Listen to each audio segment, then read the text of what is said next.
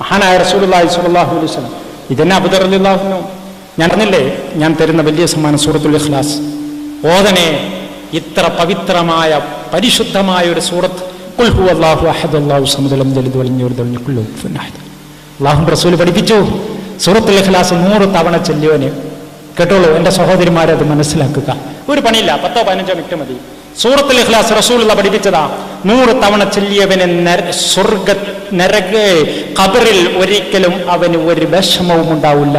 അവന്റെ ഖബർ പ്രകാശിക്കുമെന്നും അവന്റെ ഖബറിൽ ശിക്ഷ ഉണ്ടായിരിക്കുകയില്ല എന്നും മഹാനായ റസൂലുള്ളാഹി. സൂറത്തുൽ ഇഖ്ലാസിനെ സ്നേഹിച്ചവര് പോലും സ്വർഗത്തിൽ കടന്നു എന്ന് അല്ലാഹുവിന്റെ റസൂൽ പറഞ്ഞു. അത്രക്ക് ശ്രേഷ്ഠമായ സൂറത്താ. ജിബ്രീൽ അലൈഹി ഇസ്ലാം ഇങ്ങനെ റസൂലിന്റെ അടുത്തേക്ക് നിൽക്കുമ്പോഴാ പെട്ടെന്ന് ദൂരെ നിന്ന് അബൂദർ ഗിഫാരി റളിയല്ലാഹു കയറി വരുന്നത്. ദൂരെ നിന്ന് വരുമ്പോ ജിബ്രീൽ പറഞ്ഞു, നബിയാ വരുന്ന ആളാരാറ്? അബൂദർ ഗിഫാരിയാണ്. ഉടനെ തന്നെ റസൂലുള്ളാഹി സ്വല്ലല്ലാഹു അലൈഹി വസല്ലം ചോദിച്ചു, തരിഫൂന അബൂദർ, നിങ്ങൾ മലക്കുകൾ അബൂദറിനെ അറിയോ? വഹുവ മശ്ഹൂറുൻ ഇൻദനാ, ഞങ്ങളടുക്ക ഭയങ്കര ചർച്ചയല്ലേ അബൂദർ. എപ്പോഴും ഞങ്ങൾ മലക്കുകൾ അബൂദറിനെ പറ്റി തന്നെ ചർച്ച ചെയ്യുന്നത്. വഹുവ സഗീറുൻ ഫീ ജസദി, അദ്ദേഹത്തിന്റെ ശരീരത്തിൽ ചെറിയവനാണ്. വഹുവ മശ്ഹൂറുൻ കബീറുൻ ഇൻദനാ, ഞങ്ങളുടെ അടുക്കൽ അദ്ദേഹം വലിയവനാണ്. ഞങ്ങൾ എപ്പോഴും അബൂദറിനെ പറ്റി ചർച്ച ചെയ്യാറുണ്ട്. അതെന്താ ചർച്ച? അള്ളാഹുവിന്റെ ചർച്ചയാണത്. എന്താ ചെയ്യാൻ കാരണം? നബിയെ വഹുവ യുക്സിറു സൂറത്തുൽ ഇഖ്ലാസ്, അദ്ദേഹം കൂടുതൽ സൂറത്തുൽ ഇഖ്ലാസ് ചൊല്ലുന്ന വ്യക്തിയാണെന്ന് മഹാനായ റസൂൽ മഹാനായ ജിബ്രീൽ അലൈഹിസ്സലാം. നോക്കി നിങ്ങൾ, അതിന്റെ ശ്രേഷ്ഠത അത്രയും വളരെ വലുതാ.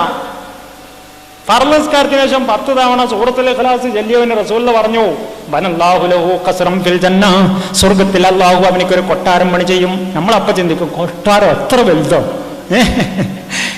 ഒരു സൂറത്ത് 10 പ്രാവശ്യം ചെല്ലിയാലോ? അന്ന് കേൾക്കണം നിങ്ങൾക്ക്. അത് ചെല്ലാൻ കഴിയാന്നുള്ളത് ഒരു ഹല്ലാണ്. അത് ആ പ്രകാശം കിട്ടിയേ ഇല്ലുള്ളൂ, എല്ലാവരും ചൊല്ലൂല. അതാണ് അതിന്റെ പ്രത്യേകത. ഒരു കൊട്ടാരം പണി എന്ന് പറഞ്ഞ ഉമർ റളിയല്ലാഹു അൻഹു പറഞ്ഞു, നബി ഞങ്ങൾ 30 പ്രാവശ്യം ചെല്ലട്ടെ. 30 പ്രാവശ്യം ചെല്ലാം.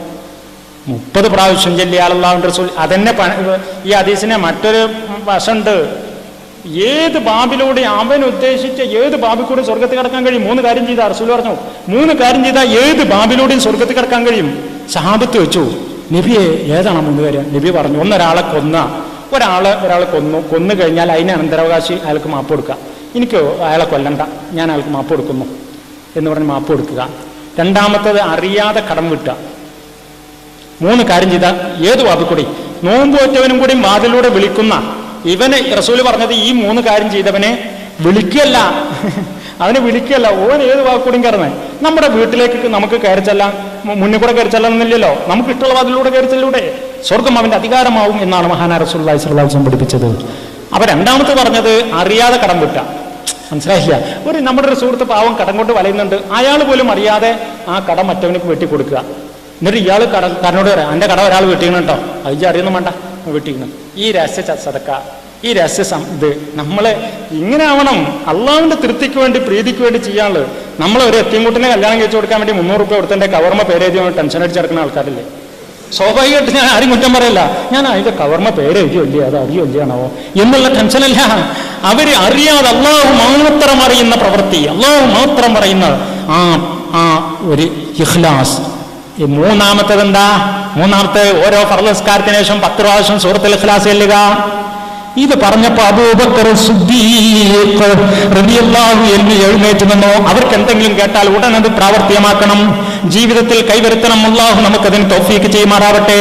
പ്രിയപ്പെട്ടവരെ, അബൂബക്കർ സിദ്ദീഖ് റളിയല്ലാഹു അൻഹു എഴുന്നേറ്റുന്നോട് പറഞ്ഞു, അവയഹുദാഹുന്ന യാ റസൂലല്ലാഹ്, നബിയെ അങ്ങൊന്ന് പറയൂ, 3 കൂടെ ചെയ്യാ എന്നത് പ്രയാസമാണ്. ഒരാളെ കൊന്നിട്ടേ, അല്ലെങ്കിൽ കടം കെട്ടണം, തേട്ടിറക്കണ്ടേ, ഇത് 3 ചെയ്യണ്ടേ? 3 ചെയ്യുക എന്ന പ്രയാസമാണ് നബിയെ. യഹ്ദാഉന്ന, അവയിൽ 1 ചെയ്യുക എന്ന് പറയൂ പ്രവാചകരെ. അല്ലാഹുവിന്റെ റസൂൽ പറഞ്ഞു, ഔ യഹ്ദാഉന്ന, അല്ലെങ്കിൽ അതിൽ നിന്ന് 1 ചെയ്തവൻ തന്നെ സ്വർഗത്തിൽ കടക്കും. ഏതാ 1? ഫർദ് നിസ്കാരത്തിന് ശേഷം. അങ്ങനെ മഹാനായ റസൂലുള്ളാഹി സ്വല്ലല്ലാഹു അലൈഹി വസല്ലം ഇത് പറഞ്ഞപ്പോ ഉമർ റളിയല്ലാഹു അൻഹു എഴുന്നേറ്റ് എന്ന് പറഞ്ഞു, ഏത് ഒരു കൊട്ടാരാണ് പണിയെന്ന് പറഞ്ഞല്ലോ. ഇത് പറഞ്ഞപ്പോ ഞങ്ങൾ 20 പ്രാവശ്യം ചെല്ലിയാലോ? ഖസ്റൈൻ, 2 കൊട്ടാരം.